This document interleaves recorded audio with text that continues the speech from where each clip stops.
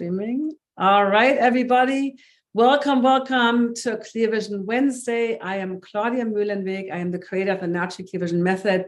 If you're interested in vision improvement, then make sure to follow me here on this channel. I go live every single Wednesday talking about natural vision improvement. And sometimes it's just me. And sometimes, or some days, like today, I have special guests. And I want to bring on my guest today. And I probably butchered up your last name, Dr. Lisa Olszewski. Yeah, Olszewski. I mean, yeah, I slaughtered your last name, so it's okay. So we are met in the same mastermind group, which is focused on holistic health professionals, and you are a naturopathic chiropractor. So you're all on board on the holistic approaches. So tell us a little bit about yourself instead of me reading a boring bio, because our topic today is vertebrae. What did we say? Clarity through your vertebrae, right? So we're connecting the spinal alignment. So yeah. Yeah. So I think so often as a chiropractor, people are like, oh, headaches and back pain, right? I'm like, yeah, we are amazing for headaches and back pain, but it's really making sure the brain and the spinal cord is sending the right communication. And obviously every single part of our body is innervated by our brain from the nerves, it's coming from our brain, including our eyes. So I get it a lot with my practice where patients will say, hey, guess what? I went in, my vision is better. It's got to be this, right? I hear a lot of different things, but yeah. So I'm an upper cervical chiropractor. Never thought I would do this type of work, but it's funny how life has other plans. But it's been such an amazing thing. So my story, how I ended up here was, it was my great grandfather. Let me back up like even further than that. It was my grandma and grandpa were pregnant with my dad. So it was my Busha and Jaja, because I'm Polish. My grandmother had a heart condition, and they basically told my grandfather she wouldn't make it out of the pregnancy alive. And so obviously that's quite stressful, I would assume. All of a sudden, I always tell people like my grandfather has, a 3-year-old at home. All of a sudden he's being told that his wife's not going to make it out of the pregnancy alive. He's going to have a newborn baby. So it was my great grandfather that happened to see a stranger crawl into an office and walk out. And it was an unmarked office. And that was 1951. So that was when chiropractic was still illegal to practice within the United States. And so my great grandfather asked that man what happened, because obviously he was crawling in, he walked out, something was going on there. And he explained to him about chiropractic. He explained to him about the nervous system. So obviously you guys can all figure it out. My grandmother, my Busha, went and sought out chiropractic care, had my dad, made it out of the pregnancy alive. She lived to be 92. So it was not, so people sit there and think, well, heart issues, how is that? That's not really back issues, right? But then I always, when we fast forward to when my grandmother passed away, I was at her funeral and I was looking at pictures, and I grabbed my dad. I'm like, you've got to come over here and look at this, because prior to my dad being born, all these pictures of my grandmother, she's standing there very lopsided, shoulders, misaligned, obviously like a scoliosis, curvature in her spine. After my dad was born, after she sought out chiropractic care, everything was nice and level. And that, my aunt walked up and said, what's going on? Like, what are you looking at? And I told her, and she's like, you don't know. Like, she was hit by a car when she was little.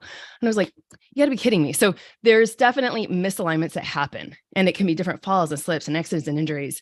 And there's definitely, when you dig in, and you probably know this too, when you look at some of the research that's out there from whiplashes and how that can all impact vision, obviously I'm looking at whole body health, but today we're focusing on vision. So we can see those changes. And so that's how I ended up within chiropractic. My mom was a nurse. I grew up under the traditional allopathic model. However, my grandmother was the one, I grew up as a kid in the 80s. I always assumed everybody's grandmother fed them probiotics and vitamin E oil and did yoga and listened to Deepak Chopra, because that was what was normal for me. And then all of a sudden I realized oh, that's not a normal thing. But I also was that kid. I remember being the 12-year-old looking at the side effects of my medication that I was on, right? Like if I took an antibiotic or something for that, and I'm like, are you sure I should be taking this? Right? But what 12-year-old reads the side effects? But it was just one of those things that was innately wired in me. So as, I went through undergrad, in and out of undergrad, and then went straight into chiropractic school. And when I sat there the first trimester of chiropractic school, and our president of the university walked in and just started talking about the philosophy of chiropractic, I sat there thinking, I have been living this my entire life. And it is so nice to finally find that community of people that were like-minded. that didn't think I was crazy because I was reading the side effects of a med, thinking that my body had the innate ability to heal itself, because in allopathic medicine, that's crazy. It has to be drugs or surgery. There's no other way that the body would heal. No, actually, your body is so innately intelligent. We just need to get out of the way and allow it to heal. That's my story in a nutshell. That's a beautiful story. I didn't have a grandmother like that, but that's just amazing. Having that one person in your life that just gives you that influence or that inspiration to look at things a different way. And I love how you said you took it as granted. That's everybody's experience, right? So, so we didn't really talk ahead of time about what exactly I want to ask you, but I'm curious because I do also see chiropractors, and I personally have been, cracked and twisted and all those things, and that scared the out of me. And I have a chiropractor who doesn't do that, but he does work with the spine and the muscles and everything. So tell us a little bit about your specific approach, and also, do you do the cracking and twisting? Because to me, a lot of chiropractors do that kind of like, with that force, and that to me doesn't sound right. But tell us a little bit about. And I think that's the downfall within chiropractic, right? And so I do upper cervical chiropractic. I work with the very top two bones of the spine, but I restore body balance through the whole structure. So I'm also, that being said, the past president and current chairwoman of the Michigan Association of Chiropractors. Therefore, I love chiropractic. I would much rather have people seek out chiropractic care regardless of the technique, because we are actually looking to help heal the body, right? So I do that disclaimer. And I went to chiropractic school based on traditional chiropractic. That's what I grew up as. I would go to the chiropractor though, when I had a migraine headache, rather than being there preventatively to never have a migraine headache again, right? It was those things. And once I went to chiropractic school, I started realizing a lot of stuff. Hey, my vision got better. Hey, guess what? All of a sudden my allergies were gone, and people kept telling me, it's because you moved out of Michigan. Just wait till you get back here. And lo and behold, I've been back in Michigan now for almost 20 years. Allergies are still cool. What the fact is again, the nervous system was functioning properly. So I saw a lot of great changes. However, that being said, I guess there's 10 trimesters in chiropractic school. I was fifth try. So I was halfway through. One of my friends and I, we were so proud. We had never taken the elevators, right? We had always taken the stairs. And all of a sudden, I had such excruciating knee pain, and I couldn't, I could hardly walk upstairs, and I was training for a marathon at that point. And it was ridiculous. I had the best chiropractors in the world working on me. I was in physical therapy. They would tape me up, with KT tape all over me. And I would go and train, and people would be like, are you sure you should be running on that? And literally it was a knee issue that got me into upper cervical stuff, which is what we're going to deep dive into today, because you would sit there and think, how is working with the neck ever going to affect the knee? But what happens when the top bone is out of alignment, I have all my little bones here to show you guys. And I always have to clarify, because the little kids in the office think they're real bones. They are plastic models. All right. So that being said, but when the top bones are out of alignment, just a teeny tiny bit, right? We can talk about the irritation on the nervous system, how little bit it would affect a whole lot. Just that little teeny tiny bit will affect an area of the brainstem called the reticular formation, which then therefore causes the muscles to tighten up on one side of the body. That's how it affected my knee, was because one side, it appears when we look at the legs, one leg appears shorter than the other. So therefore, as I was training for that half marathon, or that actually it was a full marathon, my knees, everything was out of alignment. There was so much extra stress on that knee. So once I got adjusted, had my atlas adjusted, everything balanced out, and the knee pain went away, which was crazy. Wow. So that was my thing. And so it took me a while. I'm like, how am I ever going to practice this? I can't do this. This is a crazy, crazy type of chiropractic. Well, guess what? I'm one of the crazy type of chiropractors now. Tell us a little bit more about that C1, C2, also known as the Atlas, the C1, right? The very top cervical. Tell us a little bit about the that. Atlas and the Axis, right? And why I say the Atlas, you guys think of the Atlas in Greek mythology. So this is obviously the occiput, the bottom of our skull. And so it happens, Atlas, Axis. So every single nerve of your entire body has to come through this area, right? It all goes through, which is the foramen magnum of the skull. Everything passes through there. Every nerve, even those to your toes, go through here. The brainstem also goes through there. And so there's so much neurology through this area. And so what upper cervical chiropractors like myself look at is exactly how has this head tilted in relationship to the rest of the spine. And so often that can come from our birth process. Majority of us, it's our own birth process. And if it's not that, we all fall when we learn to walk, we ride bikes, we fall out of trees, we have car accidents, whatever, we do a lot of stuff as a child into our adulthood. So that's what we're always looking at, is this misalignment through here and how to realign the structure. And therefore, that's why we see so many different changes. And especially, like I said, I even told you that I had you on my podcast. And that day I gotten adjusted. I said, I was sitting out in my chiropractor's front office and I'm trying to look at the screen. And I was like, everything's just blurry right now. Right. Literally got adjusted, got back to my car, checked my phone, responding to text messages. It was a difference in my vision. It was amazing. So I even see it to this day. So you tell me where you want me to go with this. So first of all, show that again, because I think that's very fascinating. So tilted, so this way, see that little tiny opening, right? That's for all the nerves.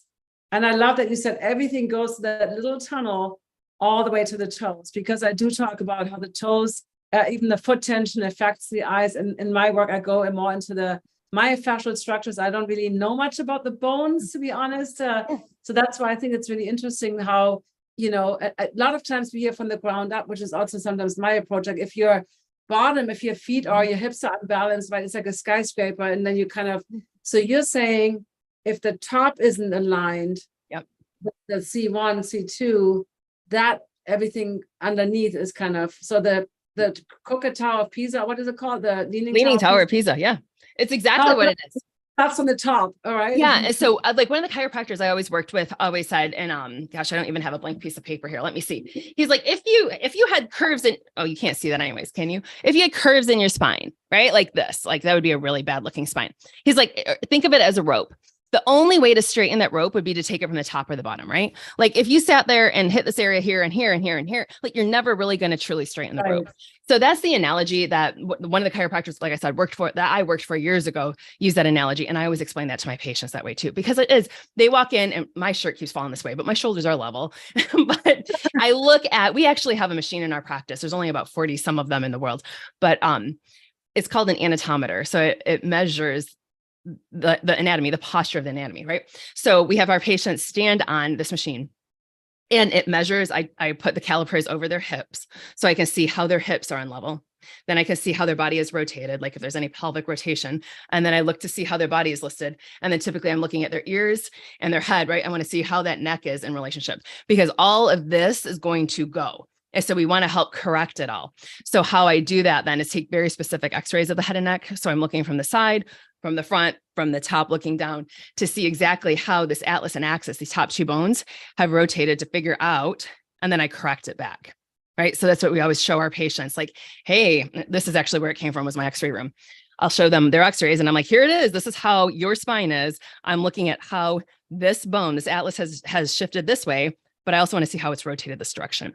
And then on top of that, you'll love this one, Claudia. So this is atlas. It's like a little donut shape hole. And then axis is the second one. And so then we also look to see how has the axis moved in relationship to the atlas.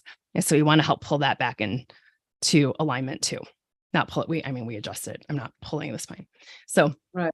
Yeah. So that's how we do that. Fascinating. So how do you, since we talked a little bit about cracking and twisting and stuff, so before we get into the nitty gritty connecting to the eyesight, how do you actually make those adjustments? Yep. So this is I'm going to come visit you in Michigan and see. Right.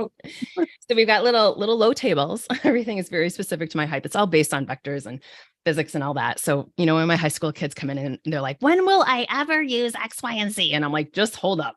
Because I always said that, like, when will I ever use physics? And lo and behold, I use it every single day in my practice. Like, what did I know? But it's all based on vectors, levers, etc. So basically I look at these, we have some geeky analysis tools that I start looking at the x-rays and we figure out, like, how much head tilt is there? How far is that atlas off? And then we set up, there's a formula that we use to realign the structure. So when patients are laying on their side is basically what they do. So your atlas is right here, right behind, like basically your ear lobe down here. And so I do a very light adjustment.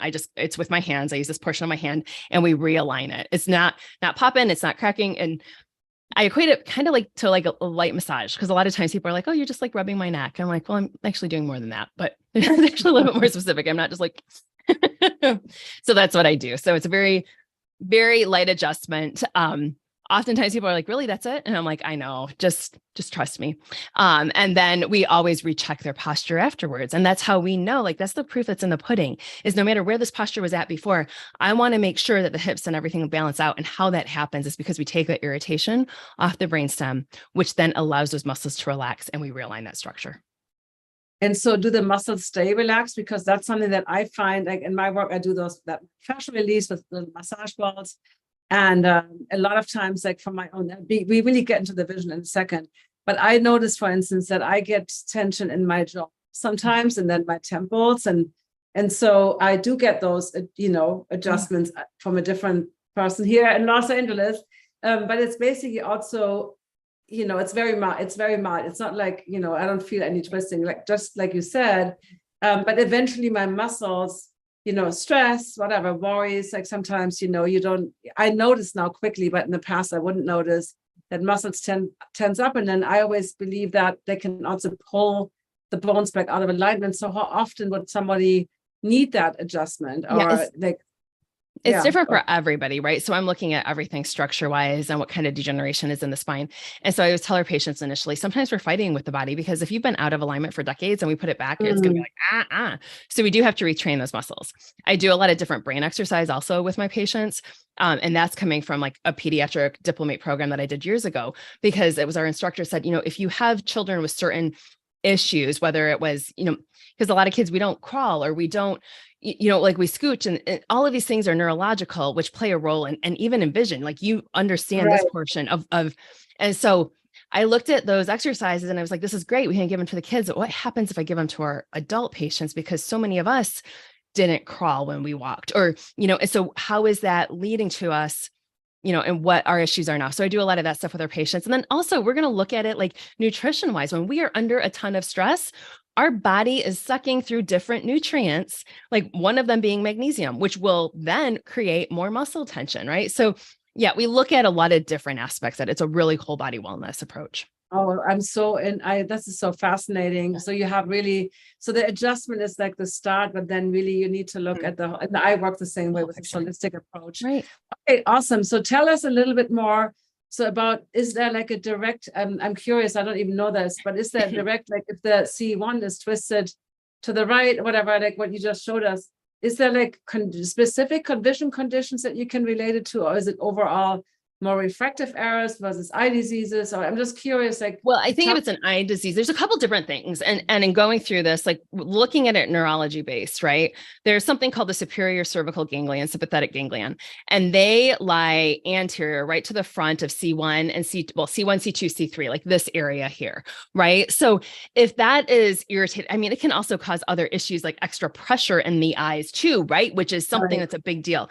And if you think of it too, when we look at the whole brain, and you say this all the time, how the eyes are actually just an extension of the brain, right?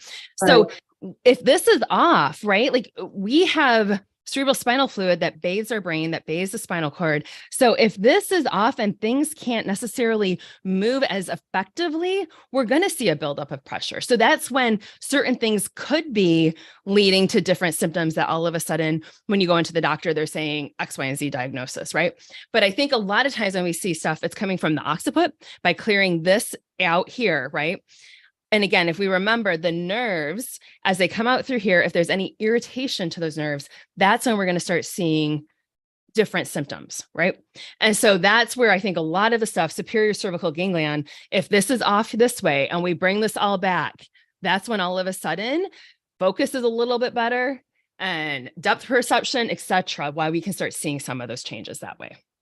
So looking at it about pressure, because glaucoma, high intraocular pressure, is called the silent vision killer because you don't really notice it until it's often too late. So would that be a recommendation to look at? Because I always get asked, like, what else should I do? My programs and all this stuff.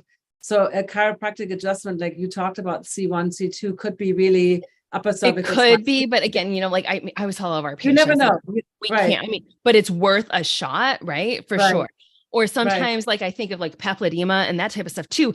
If there's something like, just again, if there's irritation through there where the pressure is going to be, I guess, building up because things cannot flow properly, right? So I'm that person. I'm always like, let's try most conservative first before we have to start deep diving in. But yes, Right. so it's definitely something to look at. Will it cure? I can't say that, right? Like you and I both know that's a word we can't use. Yeah, we can say that this is also for educational purposes, Right. and we're not treating anybody. And I'm not a doctor, even you. Right. So this is just educating you and maybe thinking about maybe a different approach if you're stuck with whatever you're doing. So do you have any, I'm curious, do you have any particular stories? People always love stories where you said in general, like people often see better, but do you have any particular stories in terms of those changes? It was, there was, I've had like my own personal stories, right? But my biggest thing, and I'm not in my office today. I'm here at my little podcasting like office that I use at my home. But in the office, I actually keep some pictures from a mission trip to Nepal. This was back in 2002 that I went on. And it was interesting because we were in Kathmandu. And we were taking care of all of these kids. And actually it was the whole, like just a lot of people, we had, I don't know, 10,000 people that came through, something crazy like that. But we had a lot of children that helped us out throughout the day. And so I had this little kid that came up and he wanted to get adjusted. And I just remember him, he was really sick and congested. And I was like, all right, get up on the table. And he just was kind of standing there. And all of a sudden I realized I was like, oh, he's having issues trying to see how to get up on this table. Like we need to help him up here. So there were a couple of us that like got him up on the table. And we were traveling with some medical doctors. And so we were like, I was a student at this time period. Let me preface it this way. So the medical doctors told us if they need anything, just come to us. Like, we'll figure this out. Like, so I sat there thinking, I'm going to help. Like, this little kid is having issues trying to get up onto this table. Like, let's see if I can get him a pair of glasses. So after we got him adjusted, and I just remember his top two bones were so stuck. And when they released, this was me doing traditional chiropractic, like it was really loud, like it was so stuck. So I was like, wow, there was a lot there. So after his adjustment, we go to the medical doctor, but we're walking outside and we have to walk down the stairs, and I don't speak Nepalese. This poor little kid doesn't speak English. It's really hard to communicate with him. And I'm trying to make sure he's not falling down the stairs. Right. So we finally make it in to see the MD. And I'm like, can we just get him a pair of glasses? And he just looks at me like, okay. And then he talks to the little guy, the little boy, and they have this conversation back and forth. And he looks at me like, and then puts him in front of the cell and eye chart. And he just looks back at me. He's like, the kid is blind. Like, glasses will not help him. Like, kind of looked at me like, are you a stupid, like, American doctor? What in the world? And I was like, I just remember I felt like it was so disheartening. Like it was so sad. So later that evening, like we're getting ready, we're closing up all this stuff. And we had brought a bunch of beach balls for the kids to play with, right? They were of globes. And all of a sudden I see this little guy and he's running back and forth, catching a ball and then throwing it, and catching this beach ball and throwing it. And I'm like, you got to be kidding me. So at this point, I grabbed my interpreter that was like at my table all day long. And I was like, hey, I need some help over here. Can you tell me about this kid? And he's like, yeah, what? Yeah. I'm like, is that the same kid? Like, or maybe he had a twin brother was my thought, right? He's like, no, like, that's the same kid from earlier. Like, why? Again, everybody's looking at me like I'm the dumb American. But I was like, something is different. Like, I was trying to get this little guy to walk down the stairs earlier and he could hardly see the stairs. And now he's running and catching a globe. Like, this is amazing, right? So like, did it change his vision? Like, I don't know where it was pre and post on a Snellen chart, but I just know he was having issues getting up on my chiropractic table that morning. He was having issues on the stairs. And that afternoon, he had no issues running, catching this beach ball, playing with all the other kids. So I remember taking his picture. He is up literally on my wall to remember like why I do what I do. Like, we see so many different quote unquote miracles in our practice every single day, but it's those things that are just so amazing, right? That is so amazing to hear. Yeah. And I mean, I know it must have been hard with the interpreter, but yeah, if he had those vision problems that he couldn't even see the stairs or he's blind, then there's no way he could be running around catching a ball. So clearly you've helped him see better in whatever capacity that was, and maybe it needed a little moment to like, because you adjusted him and then the doctor said he can't see, but then maybe sometimes it takes a little while to like. Yeah, absolutely. I think that's a lot of times, like I'll have a patient that, immediately we adjust something like, oh my gosh, and I'm like, okay, time out. Like, I'm not Jesus. Like, that's the classic line that I say in my practice. I'm like, if you're looking for a miracle, you are in the wrong place. I'm like, give the body some time to heal. It did not take, like it took forever for it to get here, and we expect things to disappear right away. So yes. You're right. Like, so it did, like, by that afternoon, like how things shift and how amazing it was. Cause I know, like, my interpreter looked at me and was like, no, that is the same kid. I'm like, okay, thanks. You notice anything? Okay, I'm just looking, Lisa, this is awesome. I'm looking at YouTube. We just have somebody is saying, are you called a Nuka, Nucca chiropractor, or? Yes, I am. So it stands for National Upper Cervical Chiropractic Association. That's exactly what I do. There are a lot of different types of upper cervical chiropractors, but yes, Nuka is the one that uses the anatometer that I was speaking about. Got it. And then Kevin is also asking, where are you located? I think you said Michigan. I am in Michigan. Yes. Awesome. And then somebody said, I wish I knew this as a child. I honestly, I'm just moving my YouTube window over there. So are there any other questions on YouTube? Then please put them in the YouTube chat and we will do our best to have Dr. Lisa answer them. I think this is so interesting. And it's one of these other layers of the onion, you know, what, like in traditional eye doctors, they just slap the glasses in you. They don't look at any of this. And you know, you talk about neurological, you know, challenges and blood flow and lymph flow. I mean, all of that, a lot of it goes to the neck, obviously not all through the little column, obviously, but the nerves, right? The optic nerve, that's glaucoma as an optic nerve disease. So if there's any nerves that, you know, are blocked. So I think it's just important to look at all these different aspects and try them out. And yeah. Anything else you want to add, Dr. Lisa? And even I'm thinking like things with astigmatism, right? Like that was something, I don't even know if I've told you this. Like I went into my eye doctor and I was like, here's the deal. I am not wearing my glasses. Like you know, I have these glasses that I'm supposed to wear for driving. Like, you know what I mean? But I'm like, I will wear them for driving. I will not wear them anytime else. Like, da da da da. And she looked at me and she's like, I'll put them on. Just me. She's like, your eyes are better. That's why. She goes, this is much, like, she goes, you guys have gotten a lot better. And she goes, plus your astigmatism is in half of what it used to be.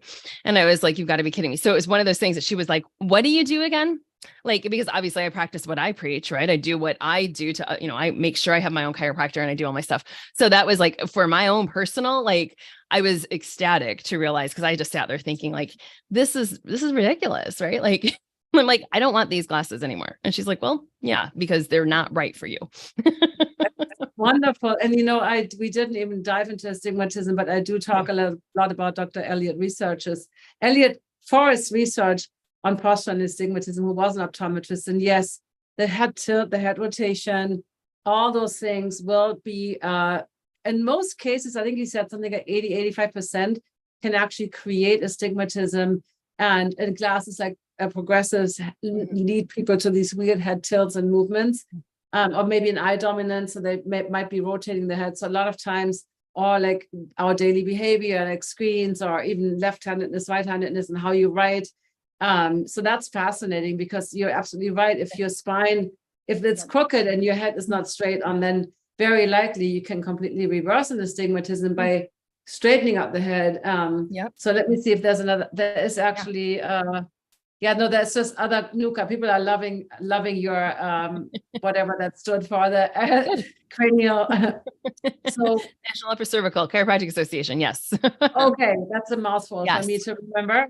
But yeah, this was really informative and helpful. And if those of you listening have any vision problems, that might be another thing that you might want to consider in your you know, your approach to healing vision problems. Any last thing? I don't see another question. Any last words of wisdom you want to share here today? Yeah, just your body can always heal, right? Like, I feel like there's so often people come in and they've lost all hope for it, regardless of whatever condition it is, because that's how they've been made to feel. Like, whatever it is, XYZ diagnosis, this is it. This is how it's going to be for the rest of your life. And guess what? Your body is so amazingly intelligent. Given the right situation, it will absolutely heal. So just, yeah. I love that. And where can people find you? We put the links in the so just before we close, so basically you see patients one-on-one in Michigan, and what was it again, the city? Chelsea, Michigan, outside of Ann Arbor. A nice 45 minutes from Detroit. Okay, and then you have social media challenge, you have your website. Any other programs that you offer for non-local people? I didn't even ask you. I'm just you know what I do. I'm also, obviously I'm a chiropractor. I'm also a naturopath. A naturopath is my online program. So that information is at drlisao.com, but my office website for more information on just upper cervical, if you want to know that stuff, is aspineatatime.com. A spine at a time. I love that. So thank you so much for being here. And now we will have a little talk amongst ourselves in the Clear Vision Club. Anybody that's interested, we are on Zoom. They're gonna have a little bit extra time with Dr. Lisa. Anybody on YouTube, goodbye. It was lovely to see you guys, and see you next week.